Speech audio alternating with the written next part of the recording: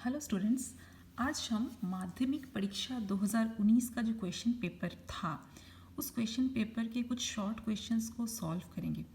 Actually क्या है, आप लोगों को पता ही है कि जो लोग 2021 में माध्यमिक एग्ज़ाम देने वाले हैं उन लोगों के लिए प्रीवियस ईयर का जितना भी क्वेश्चन पेपर है वो सारे क्वेश्चंस जो उसमें उस क्वेश्चन पेपर में जितने भी क्वेश्चंस हैं वो काफ़ी इंपॉर्टेंट है आप लोगों के लिए। तो मैं कोशिश करूँगी कि प्रीवियस ईयर के जितने भी क्वेश्चन पेपर हैं उनको सॉल्व करके आप लोगों को प्रोवाइड करने का, ठीक है। तो आज हम लोग सिर्फ क्या सॉल्व करेंगे, माध्यमिक परीक्षा 2019 के कुछ शॉर्ट क्वेश्चंस को। ओके, तो देखिए मैंने कुछ क्वेश्चंस को जो है इसमें सॉल्व किया है इस वीडियो में, तो उसको ध्यान से देखें। क्या कहता है क्वेश्चन नंबर 1, किसी साझेदारी व्यापार में दो मित्रों द्वारा प्राप्त लाभांश का अनुपात 1:2 1/2:1/3 होने पर उनके मूलधन का अनुपात होगा। देखिए 4 ऑप्शन दिया हुआ है, option A, option B, option C और ऑप्शन डी। ओके, तो देखिए यहाँ पे लाभांश का अनुपात दिया गया है 1/2:1/3। तो हम लोग को निकालना क्या है, मूलधन का अनुपात। ओके, तो देखिए मूलधन का अनुपात हम लोग को पता है, मूलधन का अनुपात बराबर क्या होता है, लाभांश का अनुपात, ठीक है। अर्थात हम लोग पढ़ चुके हैं इस चैप्टर में, साझेदारी व्यापार का जो चैप्टर है उसमें हम लोग पढ़ चुके हैं कि लाभांश को जो है मूलधन के अनुपात में ही बांटा जाता है। अर्थात मूलधन का जो अनुपात होता है वो लाभांश के अनुपात के बराबर होता है। कभी कभी एक्सेप्शन भी होता है कि कोई मित्र अगर कुछ कंडीशन रख के कर रहा है, लेकिन नॉर्मली या जनरली क्या होता है कि मूलधन का अनुपात और लाभांश का अनुपात जो है वो जनरली बराबर ही होता है, ठीक है। तो इसीलिए हम लोग क्या करेंगे, हम लोग को मूलधन का अनुपात निकालने बोला है तो लिखेंगे मूलधन का अनुपात बराबर लाभांश का अनुपात बराबर। अब देखिए लाभांश का अनुपात कितना दिया गया है, 1/2:1/3, तो बराबर। अब देखिए अनुपात तो हम लोग के पास है लेकिन हम लोगों को बटा में नहीं रख सकते हैं, है ना। तो इस बटा में 2 और 3 को हटाने के लिए हम लोग क्या करेंगे, इस बटा को हटाने के लिए हम लोग 2 और 3 का जो है लसा ले लेंगे। तो 2 और 3 का लसा जो होगा वो क्या होगा, 2 को 3 से, लसा तो होगा नहीं, जस्ट इसको गुना ही कर देना होगा लसा निकालने के लिए। तो 2 3 6, 2 गुना 3 बराबर हो जाएगा 6 लसा। तो इसीलिए ये जो उसका जो लसा आया है हम लोग क्या करेंगे, यहाँ पे भी 6 गुना 6 कर देंगे और यहाँ पे भी गुना 6 कर देंगे, ठीक है। तो 1 गुना 6 मतलब 6 अनुपात 1 गुना 6 मतलब 6, तो 6/2 अनुपात 6/3। अब हम लोग क्या करेंगे, इसको काट देंगे। तो 2 3 6 और 3 दूना 6, तो कितना आ गया 3:2, ठीक है। तो हमने क्या किया, पहली बात जब हम लोग को अनुपात निकालने की बोलेगा तो हम लोग यहाँ पे बटा में नहीं रख सकते हैं, अनुपात को हम लोग को क्या करना है, बटा में कोई संख्या नहीं रखना है। ओके, तो इसीलिए हम लोग क्या करेंगे, नीचे में जो हर या डिनोमिनेटर जो है उसका हम लोग एलसीएम निकाल लेंगे या लसा निकाल लेंगे। तो 2 और 3 का लसा होता है 6, तो इसीलिए ऊपर में भी हम लोग 6 से गुना कर देंगे और इसके ऊपर भी दोनों ही तरफ हम लोग को जो है सेम करना होगा। अर्थात यहाँ पे अगर 6 से गुना करेंगे तो इसमें भी हम लोग को 6 से गुना करना होगा। तो 1 गुना 6 6 हो गया, 6/2 अनुपात 6/3। अब इसको काट देंगे, 2 3 6, 3 दूना 6, तो 3:2। तो इसीलिए कौन सा आंसर सही होगा, 3:2 मतलब ऑप्शन बी, ठीक है। तो ये हो गया। अब देखिए क्वेश्चन नंबर 2। अब ध्यान दीजिए, चूँकि माध्यमिक एग्ज़ाम 2021 के लिए आप लोगों के सिलेबस में थोड़ा काट छाँट किया गया है, इसीलिए जो कटा छटा सिलेबस है, मतलब कि आप लोगों के सिलेबस में जो क्वेश्चन है उसी के हिसाब से जो है हम शॉर्ट क्वेश्चन को जो है सॉल्व किए हैं, ठीक है, ताकि आप लोगों को जो है एक्स्ट्रा ना पढ़ना पड़े। जितना सिलेबस में है उसी के शॉर्ट क्वेश्चंस को हमने सॉल्व किया है। ओके, तो हम लोग क्वेश्चन नंबर 2 को अब देखते हैं। क्वेश्चन नंबर 2 में है, यदि p+q बराबर √13 एवं p-q बराबर √5 हो तो pq का मान होगा। यहाँ पे भी देखिए 4 ऑप्शन है। ऑप्शन ए में है 2, ऑप्शन बी 18, ऑप्शन सी है 9 और ऑप्शन डी है 8, ठीक है। अब देखिए p+q का मान दिया गया है और p-q का मान दिया गया है, तो हम लोग को pq का मान निकालना है। तो हम लोग क्या जानते हैं कि pq बराबर होता है p+q का होल स्क्वायर माइनस p-q का होल स्क्वायर बटा 4। ये कहाँ से आया, देखिए p+q का होल स्क्वायर मतलब a+b का होल स्क्वायर में हम लोग इसको तोड़ेंगे अगर सोचिए तो कितना आएगा, p² + 2pq + q², ठीक है। और माइनस में इसको भी अगर फॉर्मूला में तोड़ेंगे तो क्या आएगा, p² - 2pq + q²। तो देखिए यहाँ का जो p² + q² जो था वो माइनस में, चूँकि यहाँ पे भी वही है p² + q², तो चूँकि माइनस में है इसलिए p² + q² यहाँ से भी कट जाएगा, यहाँ से भी कट जाएगा। अगर रफ में हम बताएं, देखिए p + q का होल स्क्वायर मतलब रफली यहाँ पे रफ बता दें आप लोगों को, कितना आएगा P square plus 2pq plus Q square ये वाला, और यहाँ पे क्या आ जाएगा माइनस पी स्क्वायर माइनस में और माइनस 2pq और प्लस क्यू स्क्वायर। तो ये कितना आ जाएगा P square plus 2pq plus Q square minus P square minus plus 2pq और माइनस क्यू स्क्वायर। अब देखिए क्या क्या करता है, P square minus P square और plus Q square minus Q square. ये कितना आएगा प्लस 2pq मतलब 4pq। तो 4pq को इसीलिए हम लोग यहाँ पे बटा में 4 कर दिए हैं। 4pq को अगर हम बटा में 4 करेंगे तो ऊपर नीचे 4 कट जाएगा तो सिर्फ pq बच जाएगा। तो इसीलिए हम लिखते हैं कि pq बराबर p प्लस क्यू का whole square minus p minus Q का होल स्क्वायर बटा 4। ये फॉर्मूला हम लोग फॉर्मूला में लिखते हैं। तो क्यों ऐसा फॉर्मूला लिख रहे हैं, क्योंकि हम लोग को p प्लस क्यू का मान जो है पता है, p प्लस क्यू का मान कितना है, और p माइनस क्यू का मान भी हम लोग को पता है। तो p प्लस क्यू का मान कितना है √13, तो इसके जगह में हम लोग कितना लिख देंगे √13 का whole square minus p minus Q का मान कितना है √5, तो p माइनस क्यू की जगह में √5 का स्क्वायर बटा 4। अब देखिए रूट और स्क्वायर, तो रूट और स्क्वायर हटता है तो क्या हो जाता है 13 माइनस यहाँ से भी रूट और स्क्वायर हट गया तो सिर्फ 5 बटा 4। अब 13 में से 5 जाएगा तो कितना हो जाएगा 8 बटा 4, ये उतर गया तो 4 दूना 8, तो हो गया आंसर 2। तो 2 कौन सा ऑप्शन इसका मतलब सही है, हम लोग का ऑप्शन ए जो है सही है। ठीक है, इसके बाद नेक्स्ट शॉर्ट क्वेश्चन को देखते हैं क्या है। शॉर्ट क्वेश्चन नंबर 3 देखिए। आप लोगों को देखिए बीच में थोड़ा हम इंटरप्ट कर रहे हैं, इसमें देखिए आप लोगों को शॉर्ट क्वेश्चंस के लिए आप लोग एक कॉपी अलग से कॉपी तैयार कीजिएगा। उस कॉपी में सिर्फ शॉर्ट क्वेश्चंस का जो क्वेश्चन है और सोल्यूशन दोनों को उसी कॉपी में कीजिएगा ताकि आप लोगों को बाद में सुविधा हो। ठीक है, एग्जाम के टाइम में सुविधा हो। तो अब आते हैं क्वेश्चन नंबर 3 की तरफ। तो क्वेश्चन नंबर 3 क्या कहता है, देखिए क्वेश्चन को पहले देखते हैं। किसी वृत्त का केंद्र O एवं व्यास AB है। ओके, एक वृत्त है जिसका केंद्र है O और व्यास क्या है AB। ABCD वृत्तस्थ चतुर्भुज है। वृत्तस्थ चतुर्भुज मतलब पता है आप लोगों को, फिर भी हम बता देंगे क्या है।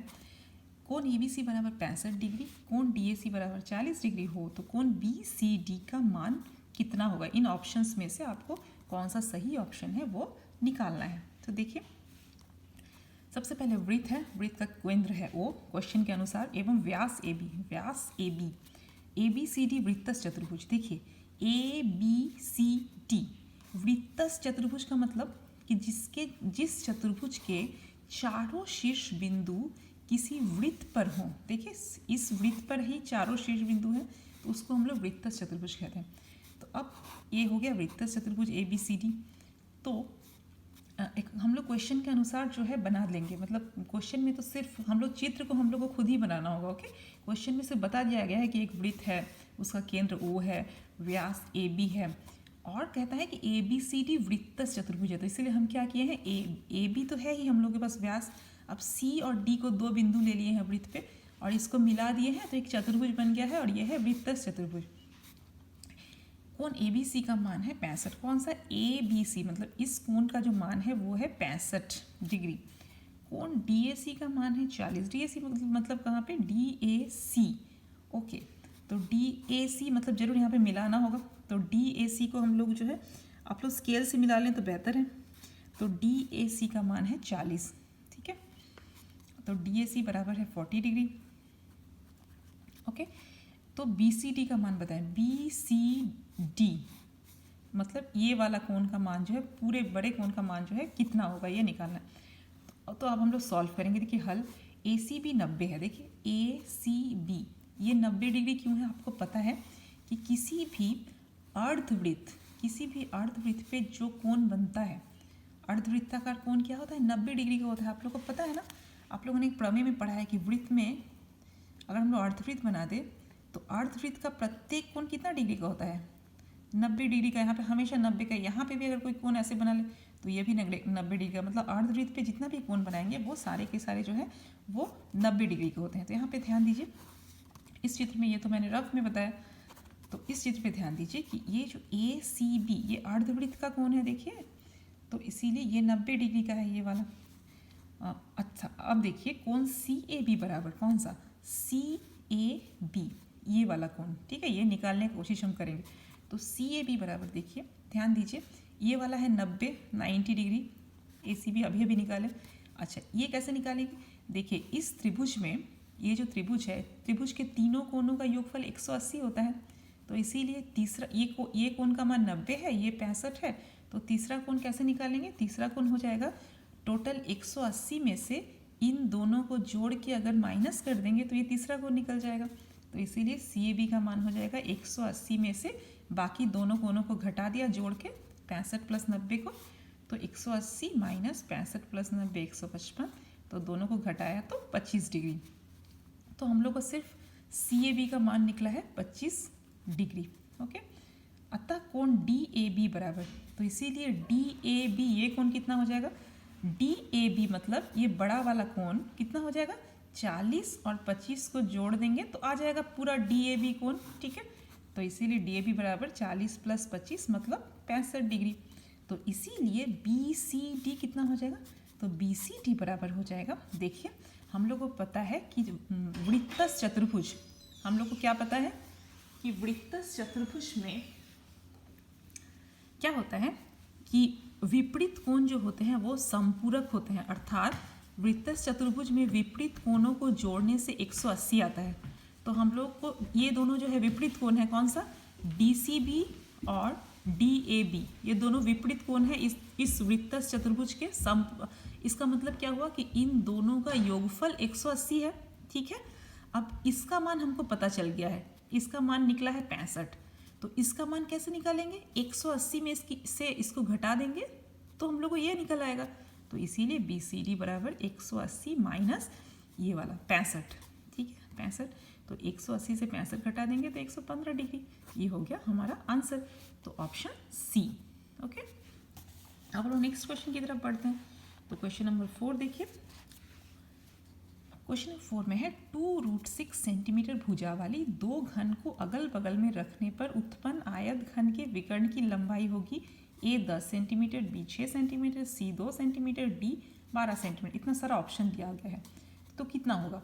ये दो घन है, उनको अगल बगल में रखा गया। आप लोग को घन मतलब आप लोग को पता है ना कैसा होता है, उसका जो है लंबाई चौड़ाई ऊंचाई सब एक ही समान होता है। तो ऐसे दो घन है, ठीक है, और दोनों का जो है, दोनों ही घन का, इन दोनों ही घन का क्या है कि 2√6 भुजा वाला, मतलब इसका लंबाई, इसका चौड़ाई, इसका ऊंचाई सब कितना है? 2√6, और इसका भी सेम, दोनों सेम है।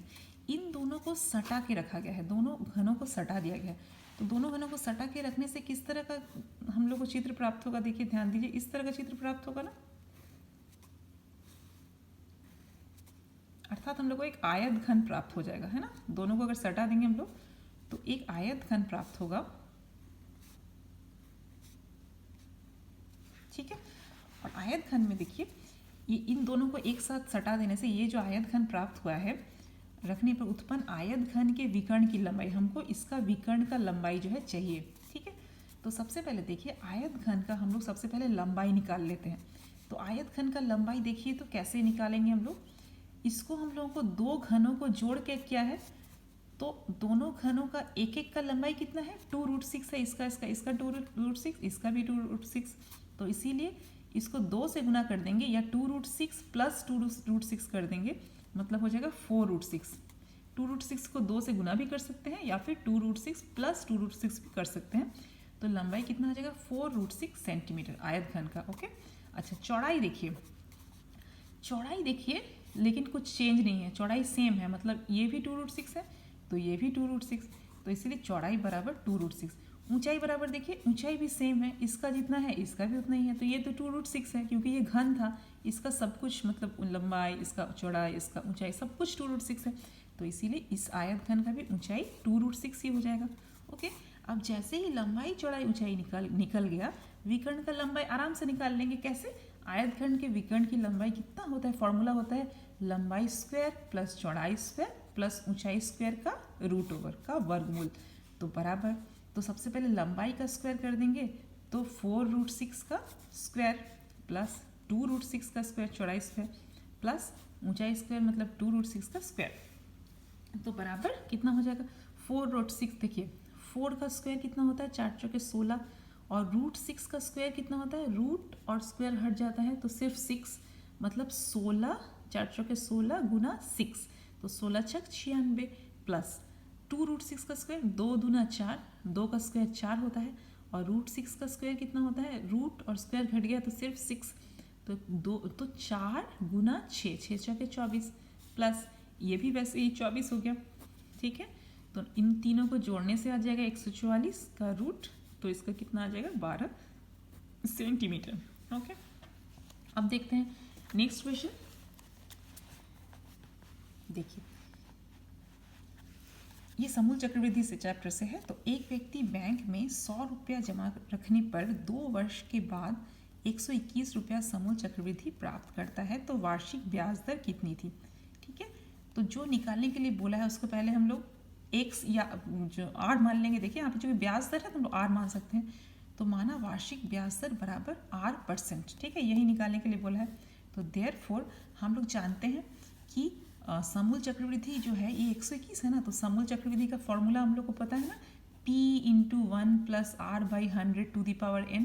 तो यहाँ पे P कितना है, देखिए P मतलब मूलधन, मूलधन है 100, तो P × 1 + R/100⁴n, n कितना है, समय है, तो n 2 है, तो n की जगह में 2 बराबर समूल चक्रवृद्धि कितना है, समूल चक्रवृद्धि 121 है, तो यहाँ पे 121 बस।